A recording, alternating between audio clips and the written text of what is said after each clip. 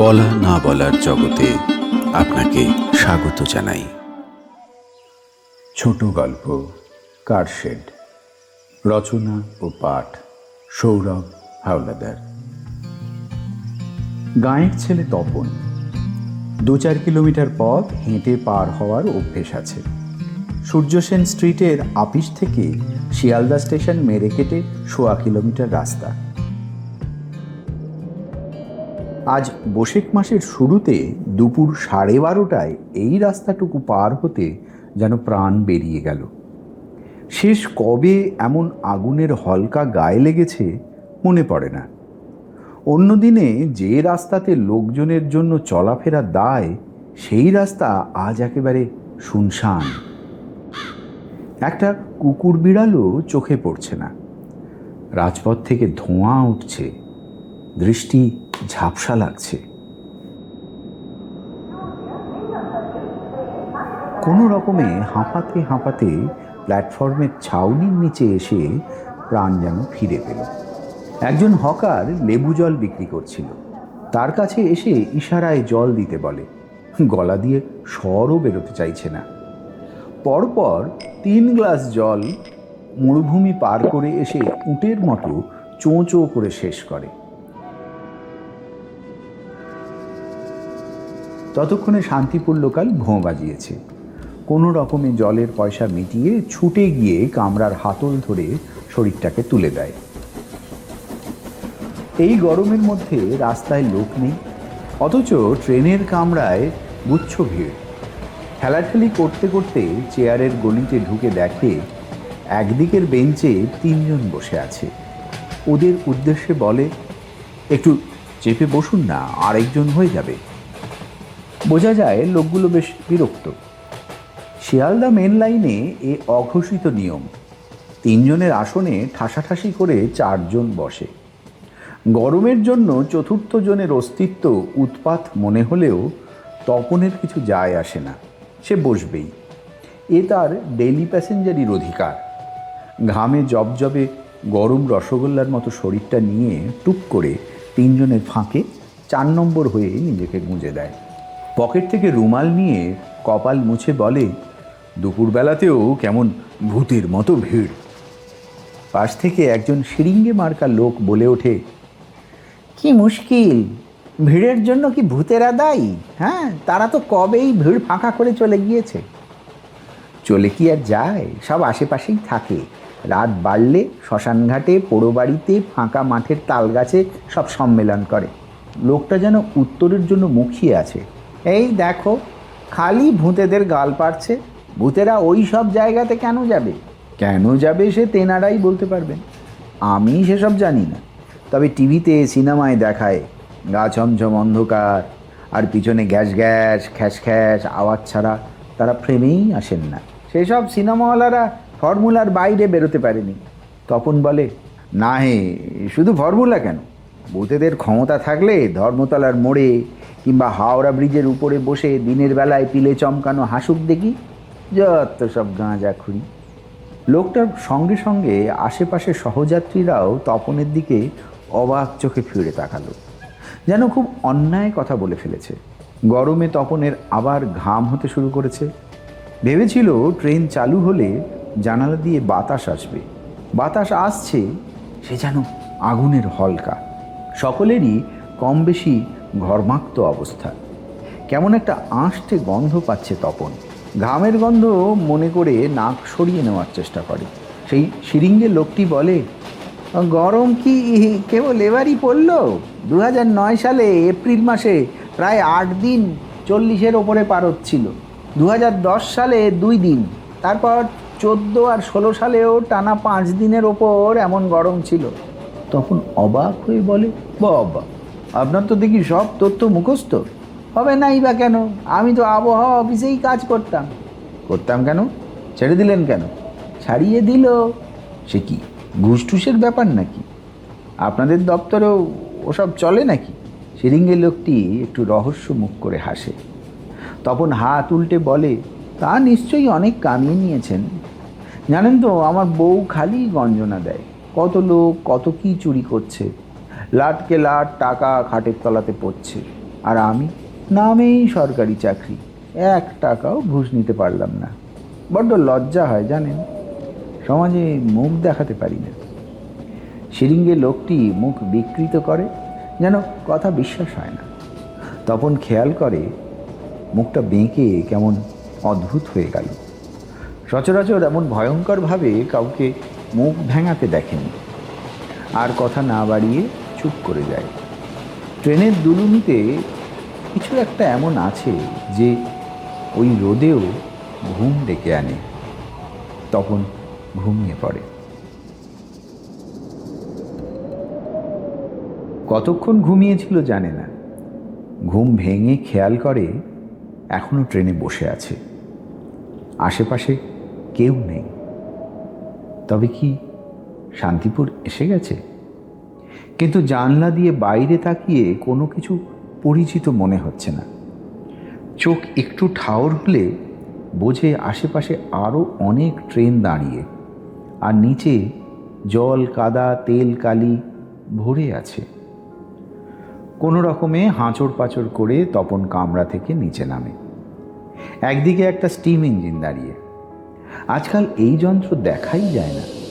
ফোঁস ফোঁস করে ধোঁয়া ছাড়ছে, যেন খুব রেগে গেছে। বড় ফ্লাই হুইলের পাশে পিস্টন মাঝে মাঝে সামনে পিছনে করছে, আর একটু একটু জল পড়ছে। কোনো চালককে চোখে পড়ল না। তপন কাছাকাছি আসতেই স্টিম হুইসেলটা আপনা আপনি বেজে ওঠে। তপনের পিলে চমকে যায়। রেল লাইনের তেলকালি মাখা জলের মধ্যে প্রায় পড়ে যাচ্ছিল। কোনো রকমে একটা চাকার উপরে হাত দিয়ে নিজেকে সামলায়। একটা নাট হয়তো ঢিলে ছিল। খট করে একটা অদ্ভুত দর্শন ওয়াশার হাতে উঠে আসে। তখন দূর থেকে একটা লোককে আসতে দেখে, রেলের পোশাক পরা, হাতে একটা লম্বা মতো যন্ত্র। ট্রেনের চাকার ভিতরে ভিতরে সেই যন্ত্রটা ঢুকিয়ে কি যেন করছে। তপন গলা বাড়িয়ে জিজ্ঞেস করে, এটা কোন স্টেশন দাদা? লোকটা যেন ওকে আশা করেনি, কেমন ঘোলাটে চোখে তাকালো। আপনি এখানে কি করে এলেন? কি করে আবার? শিয়ালদা থেকে চেপেছি। তা কোন স্টেশন? লোকটা যেন হাসলো। এই স্টেশন অনেক দূরের। কি হেয়ালি করছেন? সব স্টেশনই তো অনেক দূরে। এটা তো কোনো নাম থাকবে। নাম তো কারশেড, কিন্তু আসলে তা তো নয়। কারশেড এই মাচাই করেছে। আমি ঘুমিয়ে কারশেডে চলে এসেছি। সর্বনাশ! ঘুমিয়ে আসেননি, তারা নিয়ে এসেছেন। কারা নিয়ে এলো? যাদেরকে আপনি সমানে অশ্রদ্ধা করছিলেন।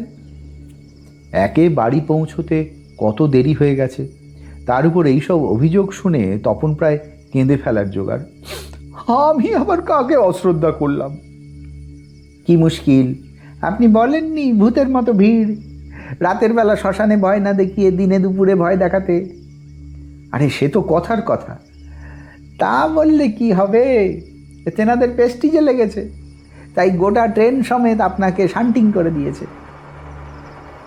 ওই যে আপনার হাতে কাপলিং রডের ওয়াশার, ও কি আপনাদের সময়কার দ্রব্য? এই স্টিম লোকো 100 বছর আগেকার। বলে যেন ইঞ্জিনটাকে একটু আদর করে দিল, আর সেও যেন গদগদ হয়ে ফোঁস করে ধোঁয়া ছেড়ে দিল। তপনের এবার কেমন যেন একটু ভয় ভয় করতে থাকে। তবে কি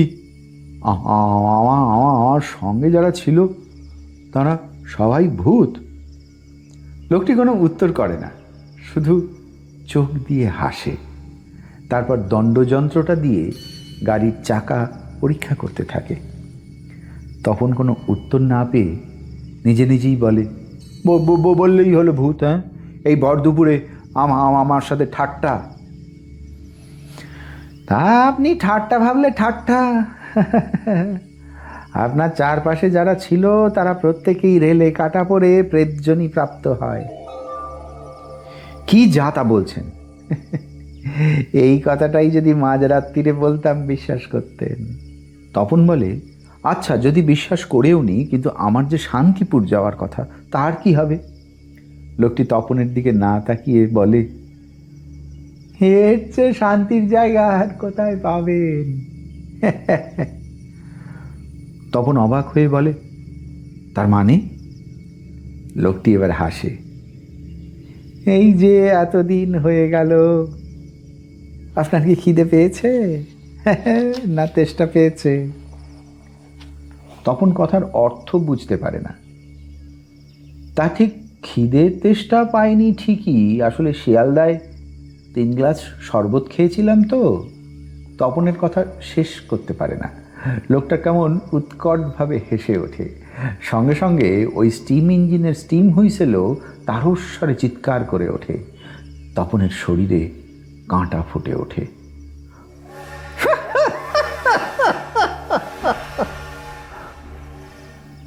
অমন অমন অমন ভয়ঙ্করভাবে হাসবেন না। আপনাকে ভয় দেখাতে আমার বই গেছে। আপনি হাসির কথা বললেন তাই হাসলাম। আমি আবার কি হাসির কথা বললাম? 3 গ্লাস শরবতে 3 দিন খেতে পাইনি। 3 দিন মানে? আপনি সূর্যসেন স্ট্রিট থেকে বেরিয়ে শিয়ালদা এসেছিলেন শুক্রবার, আজ সোমবার হয়ে গেল। সোমবার? হ্যাঁ, সেদিন আপনি ট্রেনে কাটা পড়েছিলেন।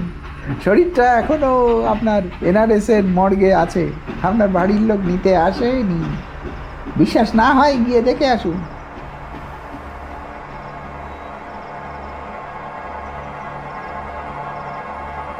তপনের কেমন মাথা ঘুরতে থাকে। লোকটি কি সব বলছে? আপনি তখন থেকে এই সব বলে যাচ্ছেন যেন আপনিও ওই সময় ছিলেন। লোকটি হাসে, আবার জোরসে ইঞ্জিনের বাঁশি বেজে ওঠে। লোকটি বলে, আমি এই কারশেডেই কাজ করতাম। একদিন ওই ইঞ্জিনের তলাতেই 2 টুকরো হয়ে গিয়েছি। এই বলতে বলতে এগিয়ে গিয়ে বলে, আপনার বাড়ির লোক সব এসেছে, যান গিয়ে দেখে আসুন। লোকটা কথা বলতে বলতে সামনের দিকে চলে যায়। কেমন হাওয়াতে মিলিয়ে গেল। কারশেডটাও হঠাৎ ফুরিয়ে গেল।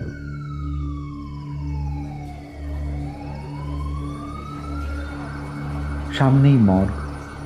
তখন লক্ষ্য করে ওদের গ্রামের কয়েকজনের সঙ্গে ওর ছেলে স্বপন এসেছে।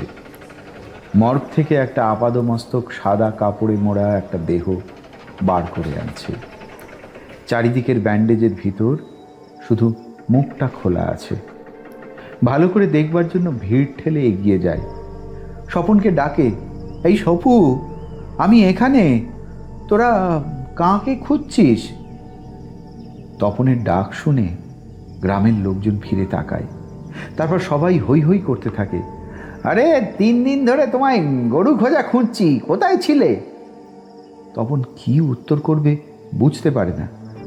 তবে মৃতদেহের কাছে গিয়ে দেখে এই সেই দণ্ডযন্ত্র হাতে লোকটি। এর সঙ্গেই এতক্ষণ ও কথা বলছিল।